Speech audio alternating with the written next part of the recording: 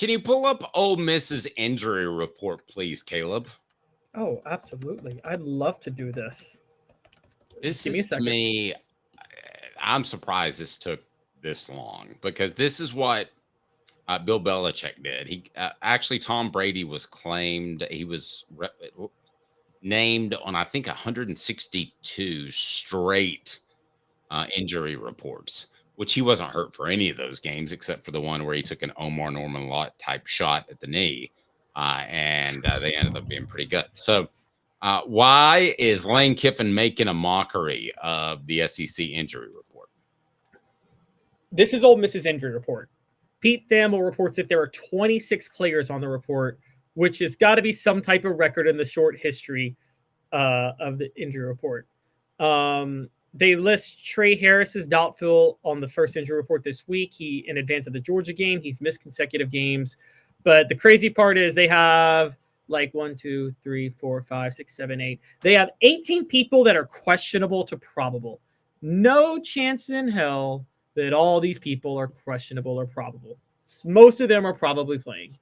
Okay, is this smart or stupid? It's smart, and I'll tell you why. I agree. Out of this for a minute. It's not just the gamesmanship of the injury report. You know what this is about, Dave? You know what this is really about? What's it about? What did the SEC announce last Friday? Well, they announced that if you went down with a fake injury, I think you're about to go too deep into this, but go ahead. Yeah, they announced if you go down with a fake injury, there's going to start being fines. Nobody fakes more injuries in Ole Miss. I think Lane Kiffin is playing the gamesmanship here of saying, well, how are you going to accuse me of these players faking injuries when they were on the injury report? They were hurt. Now, will we know Lane Kiffin's lying? Yes. Will Lane Kiffin know we know he's lying? Yes. Will Lane Kiffin care? No. This is the ultimate troll job to flout the rules and make fun of the SEC for trying to address an issue that they still didn't actually address. And I got to give Lane Kiffin an applause for that because it's genius. Yeah, Caleb, I think you're actually going too deep down that. I don't think he's preparing to avoid a fine from Greg Sankey because his guys, and Pegues is one of the worst at it, how they lay on the ground and roll around to slow opposing offenses down. I just think that out of that, I think, wasn't there 26 guys listed on the injury report, or how many did you count? I was told 26. 26. Okay. I think there are probably 4 or 5 that are really hurt. And that's your way of covering up who's really hurt. That's what I think is going on, more so than setting up a retort to fake injuries. I think it's just, you don't really want. You think Josh Heupel likes putting together an injury report? Do you think he liked putting Tyree West on the injury report when nobody knows that anything's wrong with Tyree West and he's on the injury report for the Bulldogs? No. And there's a couple of reasons why. And as a guy that's been friends with a lot of coaches, let me tell you a couple of reasons why. It's not just that it could hurt your team, it could hurt that player. Because, guys, I know cameras are everywhere, and this doesn't happen as often as it used to. But, Caleb, it used to be where guys wouldn't wear braces or knee braces or elbow braces because they didn't want anybody to know what part of their body was hurt. So I think this is actually a very deft move, D-E-F-T, by Lane Kiffin and just putting that out there. Because if I'm Greg Sankey, this makes me mad, but at least he's playing the game. I'm sure there are other NFL coaches that did it, but Bill Belichick, man, his injury reports are legendary. They had more than, right now, Lane Kiffin really is falling short of the Belichick model. He's only got about a third of his scholarship players on his injury report. Bill Belichick used to have half of his active roster, Caleb. No exaggeration. And it was just because he didn't want to tell anybody that you should be, that you're hurt. He didn't want to let anybody know that. Yes, but I think I'm not reading as deep into this as you think I am. I don't think Lane Kiffin is doing this because he's trying to avoid fines. I think he's creating that aura just to troll. Just to be like, yes. Oh, you're going to fine me for injury reports? Well, what if I just give you a giant injury for faking injuries? Well, what if I just give you a giant injury report then? What are you going to do then? It's more to laugh at the SEC still. Because Lane Kiffin... Right. For But whatever. to me, it's laughing at the SEC for you telling me I have to tell you who's hurt on my team. Yeah, but he wasn't doing that before this past weekend. Right. I think So he's this busy. is the first time he did that. Well, this was just announced in the preseason. Actually, if you want to go back and listen to the tape, and I know you'd love nothing more than to go listen to all of our preseason shows, I said somebody will do this, the Bill Belichick model, and I should have gone ahead and called out Lane Kiffin because who else has the cojones to do something this outrageously obvious? But the thing is, why didn't Lane Kiffin do it before this week? Is what I'm saying. He did it he picked the week that they started saying they're going to fine you for faking injuries. Well, I think you're overthinking it just a little bit. I just think he was busy with the preseason and didn't think of it. There's been 9 weeks between the preseason and now. He hasn't done it any other time until now.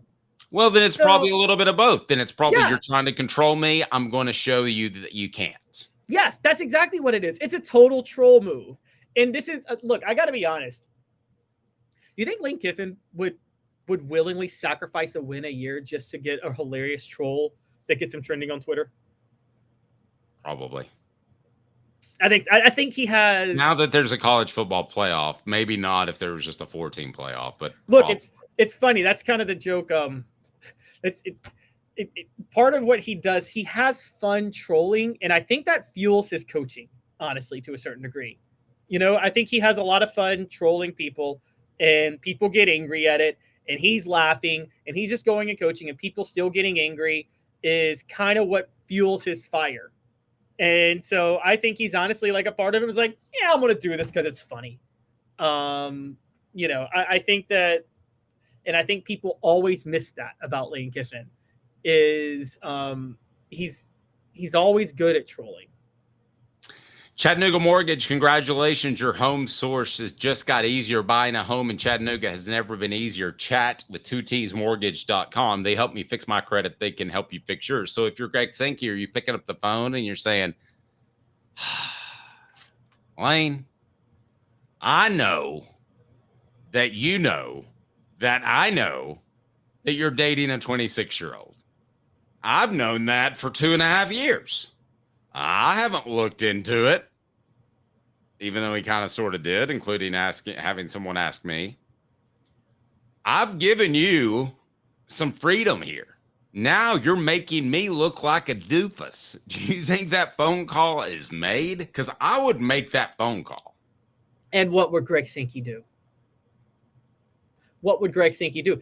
Lane Kiffin would fake like, well, you know, I'm just giving my injury report, and you know, maybe we should. I wonder if there's anything you could do to address the situation, but I just got to get the injury report as is. What is Greg Sankey going to do? No, I'll tell you how that conversation worked out. If he called him, first of all, he probably called the athletic director, Keith. It's not Keith Richards, but I can't remember his last name. Man, Keith Richards is still with us somehow. But I think he would call Lane and he would say, "I got a problem with this injury report." And Lane would immediately say, "Boy, I know, Commish, it's been a tough year, man. We are getting beat all the Hades." I think that's exactly how that conversation would go. Yes. And what could Greg Sankey do? Well, nothing. And Sankey would say, "Now, wait a second. I'm no buffoon, but am I supposed to expect that 1/3 of your scholarship players are injured and in question for who do they play Saturday? Georgia." Yeah. I mean, am I supposed to believe that? No. And I think there's a chance, I think there's a darn good chance that Lane Kiffin called Kirby Smart and said, "I'm just letting you know that's what I'm going to do." Did you hear College Game Day when they asked Lane Kiffin about how funny that that Nick Saban was on all these commercials? And they asked him, did you see any of that comedy out of Nick Saban? He goes, "No." He goes, "I called Kirby and talked about it. I called Sark and talked about it." I mean, all these guys talk. So I wouldn't be surprised because Kirby's the good kid, right? He's the good kid in school, sits at the front of the class. He's not making fun of the teacher. And Lane's the kid in the back of the class that's making fun of the teacher. So Kirby probably said, That's a pretty good one. Well, that's what. But you know what's so skillful about Lane Kiffin doing this though? When you're the good kid versus the bad kid, here's the problem. And we see this in celebrity news. Heck, we see this in elections. When you try to pretend to be the good kid, the one who's the openly bad kid always cuts the legs out from under you because eventually you're going to do something bad. And then you look way worse because you tried to be the good kid. Whereas when Lane Kiffin does something bad, you know the example, Dave? How did Howard Stern get famous in radio? Howard Stern would just constantly say crazy stuff you can't say, and eventually there'd be no controversy because he was always doing it. But when other people said it, it was very controversial because they were trying to uphold a standard of we don't do that in radio. What was the worst thing you ever said to a teacher, by the way? I'm not going to say it here. I can't say it on at YouTube. I've said some really bad things. And one of my friends may be watching, and he knows exactly because it was me and him together, and I said this, and no, not going to say it. Not going to say it. How cheesy is this? We had a young lady that was fresh out of college, so she was 22, and we were, I guess we were 17, 18 because I was a senior and I was taking her class, and she was an attractive young lady, and her name was Mrs. Sharp. So I always, and it was amazing how much freedom I got in that class because I think she was a little bit afraid of this creepiness. I would always say, I'd walk in every day. I would walk in and say, "You look really sharp, Mrs. Sharp." I mean, how cheesy and corny is that? But I could get away with murder in that class because the last thing she wanted to do is talk to me. She's like 23, fresh out of UT. Yeah, that's you don't actually want to hilarious. take me out into the, you don't want to take me out in the hall and give me a talking to. I might describe it as something different. Okay, I'll say it. I'll admit it. I'm not going to say the word, but like I would never use this word now. It was a schoolyard tournament in high school. Wait. Now I'm afraid. I'm not. I was mad at a teacher for something, and I called him the F word. And I never should have done that. Ever.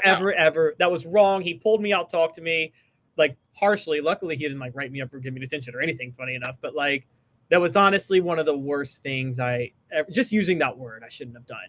But yeah. But you were like 8, right? You were very young. I was 16.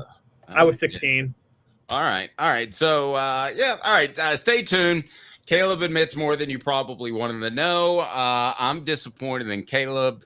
Will we find him? We'll determine that. But if you do want to contribute to Quincy Calhoun's college fund, you can throw in a super chat now. Although he didn't exactly endear himself just now to our fan base.